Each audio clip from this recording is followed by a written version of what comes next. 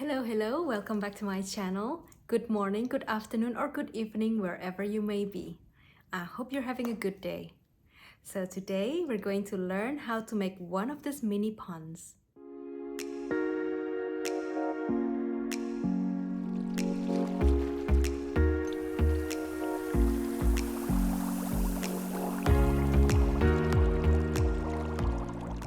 I'm a huge fan of mini ponds, and I do get a lot of questions around how I've made my mini pond.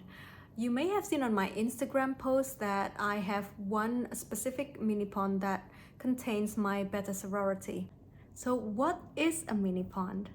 A mini pond basically is a self-contained water hole that is usually dotted around your garden, or if you have smaller, tighter apartments or flat, then you can put it outside of your balcony, or you can also just put it on the patio, whichever you prefer. And I wanted to explain to you the process of making one of those mini ponds. Perhaps you're living in a tropical climate and you wanted to recreate this particular look, and then it should be pretty simple. If you're not my follower yet on Instagram, please go and find me over here. I'm at aquascape.art. And if you're interested in reading a bit more about betta care, as well as look at my aquascaping portfolio, you can find me on my website over here. So I'll start by showing you guys the video of the making of the pond. And then please stick around till the end because I'll be talking about every single element that you might need to know if you're doing your own mini pond.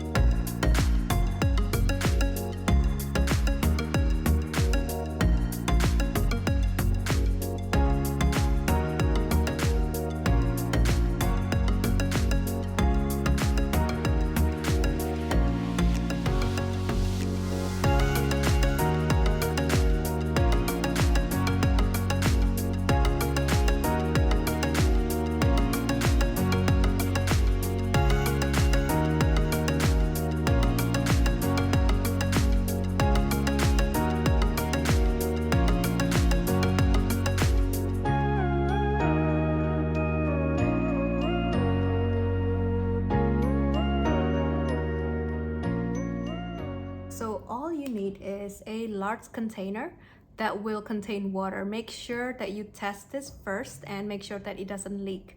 I'm personally using a terracotta bowl, and it does have a little bit of a seepage.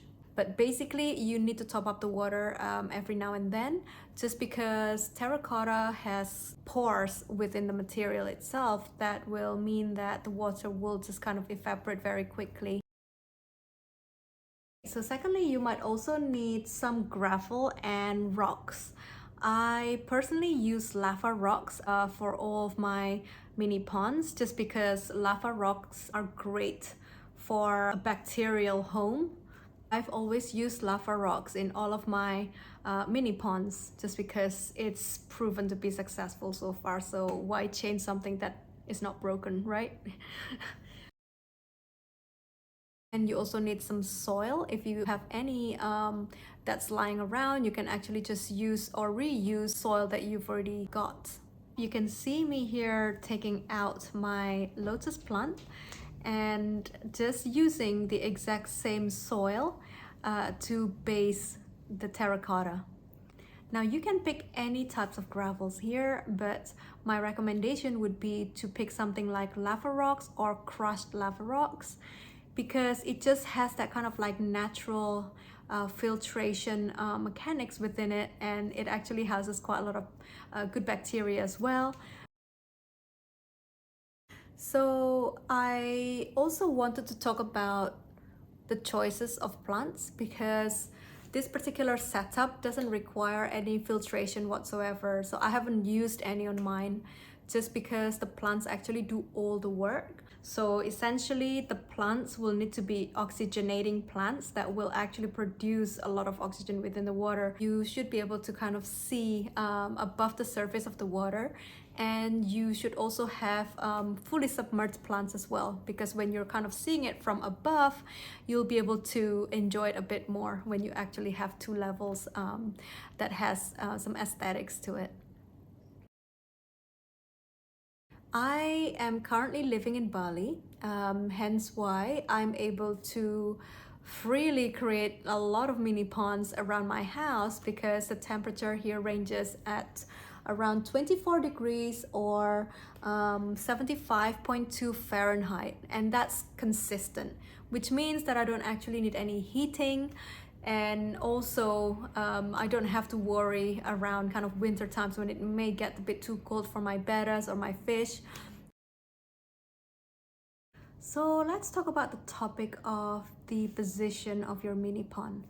I have actually placed my mini ponds in my garden, which is south facing, which means that it kind of has a consistent amount of sun daily.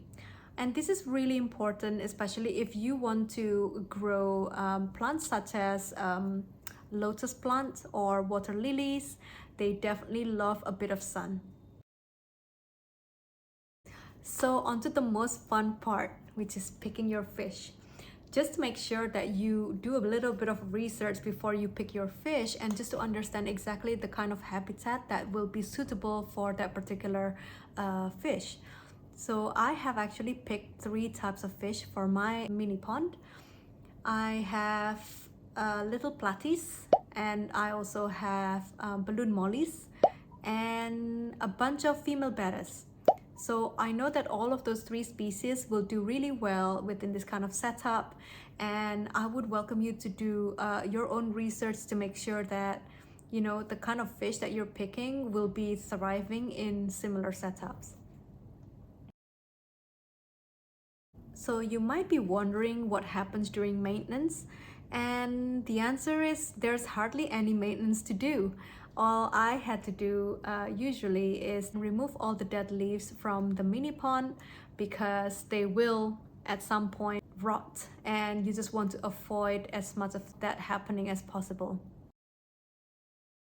You may ask what happens when it rains, and that's a very good question. Now, I have not found a solution that's good enough to give me peace of mind when it rains real hard. And the water does get filled up, and I know that bettas are really good jumpers, and I always worry about my bettas jumping.